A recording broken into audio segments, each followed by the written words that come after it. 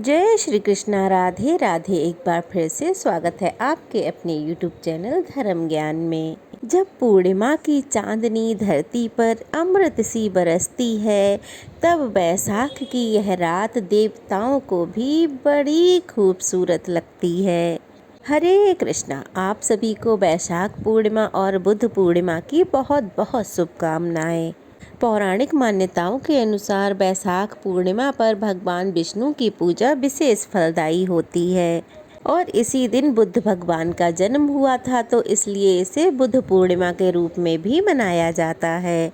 शास्त्रों के अनुसार बैसाख मास भगवान विष्णु को बहुत प्रिय है और अगर पूर्णिमा तिथि पर भगवान विष्णु, माता लक्ष्मी और चंद्र देवता की पूजा की जाए तो पूजा का फल कई गुना प्राप्त होता है। इस दिन व्रत रखा जाता है, सत्यनारायण भगवान की पूजा कथा की जाती है और इस दिन स्नान, दान आदि कर्म किए जाते हैं। तो चलिए आज के वीडियो में हम जानेंगे पूर्णिमा तिथि कब से कब तक रहेगी, चंद्रोदय का समय क्या रहेगा, इस दिन पूजा के शुभ मुहूर्त कौन कौन से रहेंगे।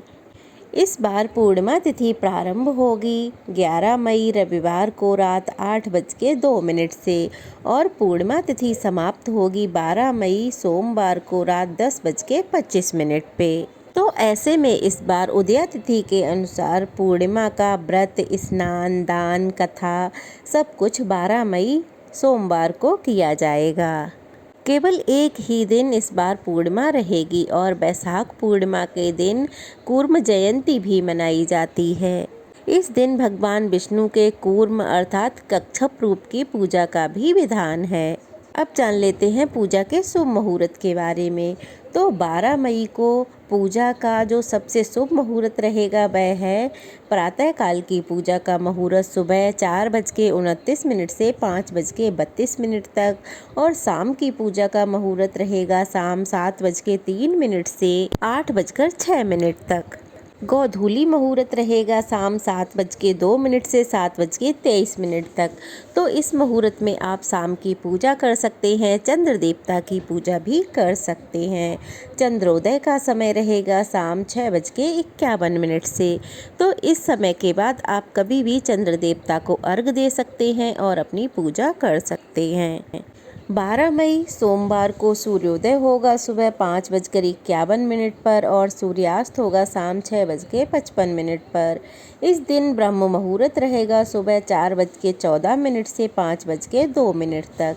अभिजीत मुहूर्त रहेगा सुबह 11:57 से 12:49 तक। स्नान करने के लिए ब्रह्म मुहूर्त सबसे उत्तम मुहूर्त माना जाता है और अभिजीत मुहूर्त में आप भगवान सत्यनारायण की कथा और पूजा कर सकते हैं। इस दिन भद्रा भी रहेगी, लेकिन भद्रा सुबह 9:14 तक समाप्त हो जाएगी। जैसे कि हम सब जानते हैं भद्रा तीनों लोकों में विचरण करती रहती है, तो उसी हिसाब से शुभ या अशुभ फलदायी होती है। तो इस बार भद्रा का वास पाताल लोक में है, तो इसका कोई भी दोष पृथ्वी लोक पर नहीं है। आप किसी भी समय अपनी पूजा कर सकते हैं। और जो लोग बहुत ज़्यादा विचार मानते हैं तो ऐसे में वो सुबह 9:14 के बाद अपनी पूजा कर सकते हैं। राहु काल रहेगा सुबह 7:30 से 9 बजे तक। मान्यताओं के अनुसार पूर्णिमा तिथि पर चंद्र देवता की पूजा करने से चंद्र दोष से मुक्ति मिलती है। भगवान ब्रह्मा जी ने बैसाख मास को सबसे खास बनाया है। तो मान्यता ऐसी है कि इस दिन भगवान विष्णु के साथ साथ मृत्यु के देवता यमराज जी को भी प्रसन्न किया जा सकता है। बैसाख स्नान का नियम लेने वाले भक्तों को पूर्णिमा के दिन विधि विधान से इसका उद्यापन करना चाहिए।